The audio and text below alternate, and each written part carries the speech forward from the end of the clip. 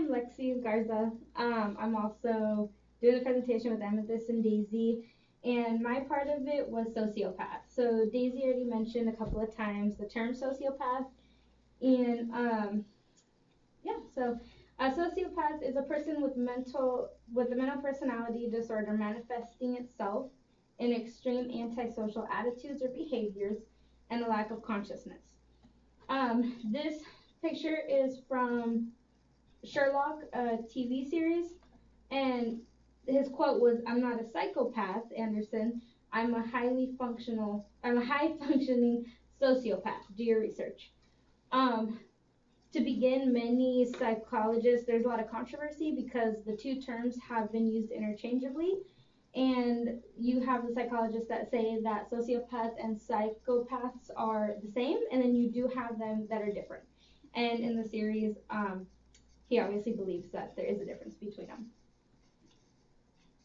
So some of the characteristics of sociopaths are that they're nervous, they're easily agitated, they have no regard for society, they're most likely uneducated, they can't stay in one place for very long, they appear to be very disturbed, they're unable to hold steady jobs, and their crimes tend to be very disorganized, and they're often unplanned.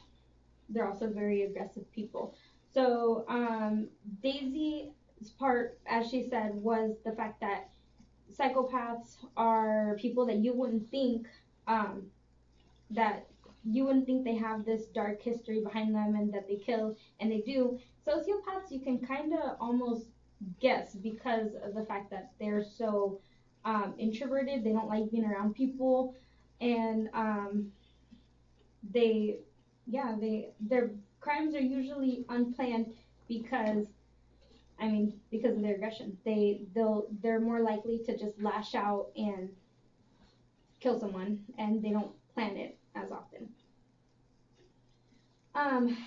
Some of the environmental factors, we all heard in psychology about the nature versus nurture. Sociopaths are into the nurture aspect, and that's because there's a lot of common themes that happen with sociopaths, and usually it's their upbringing.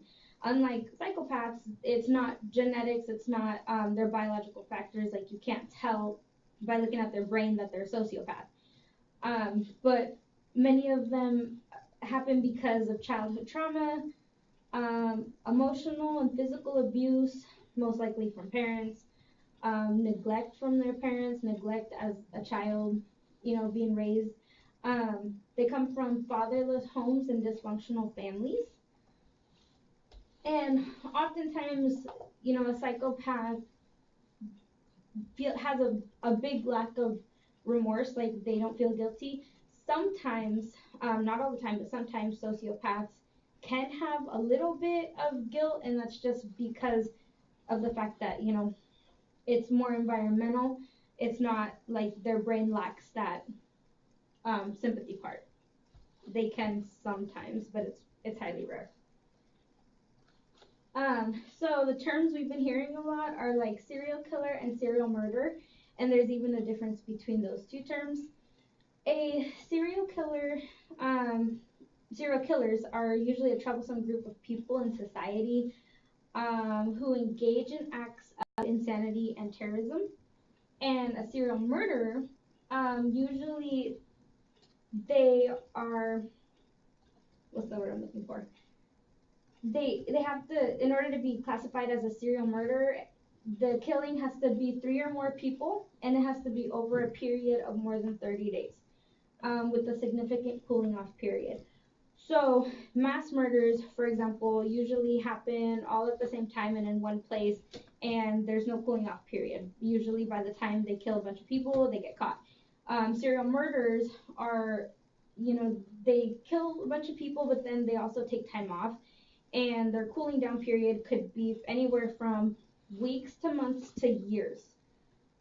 So that's why it's kind of harder to catch who these murderers are, because of the fact that they don't, keep going, and they'll stop and they'll remain hidden for a while, and then they'll appear again killing. So there's also what fits in with our topic was sexually motivated serial killers. And these crimes are often, we've talked about disorganized crimes, these ones are classified as organized. They plan the kill and they go into detail about what they're going to do before they actually act on it. They choose their weapons really carefully and they go based on which will inflict more pain, which will inflict the most pain.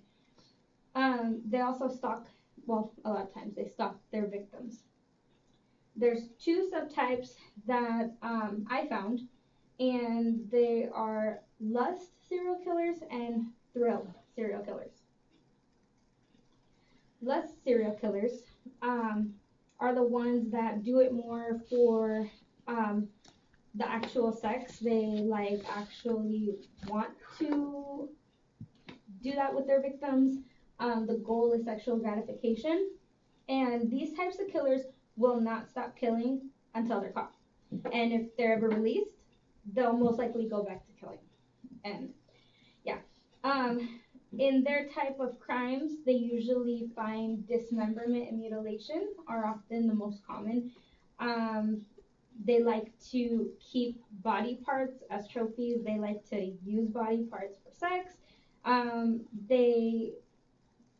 The more they kill, the more aggressive they get, the more higher their level of violence is.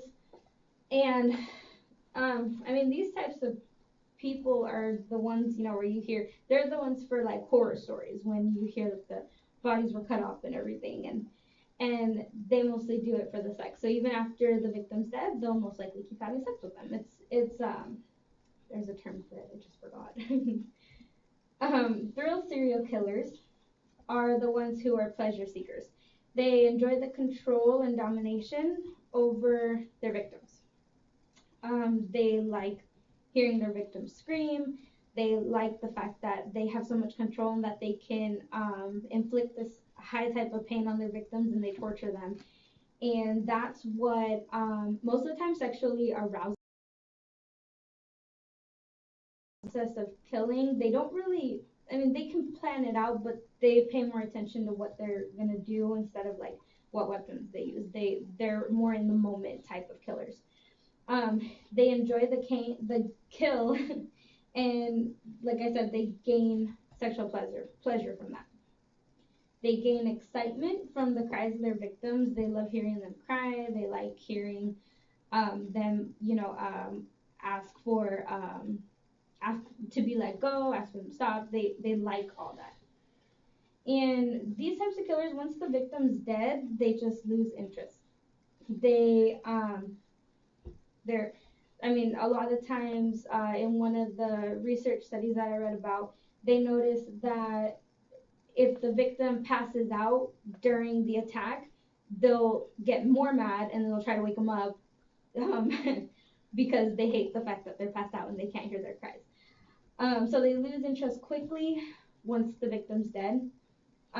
These serial killers rarely overkill. They don't keep attacking the victim after they're dead. They usually will just stop. They lose interest, and they hardly ever dismember the bodies. Oftentimes they might still have sex with the bodies once the victim's dead, but at that point they're already lost with interest.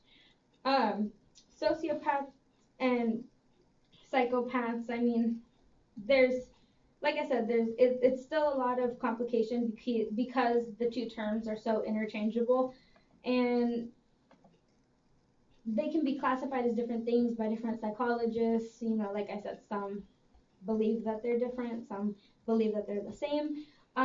Based on my findings, I would say there's quite a big difference between them, especially because one's biological, one's environmental, and those types of things matter when classifying that. They're also so introverted. They don't mix with society very well. They don't like being around. And one of the things that reminded me of a sociopath is the Richard Ramirez case, known as the Night Stalker in California.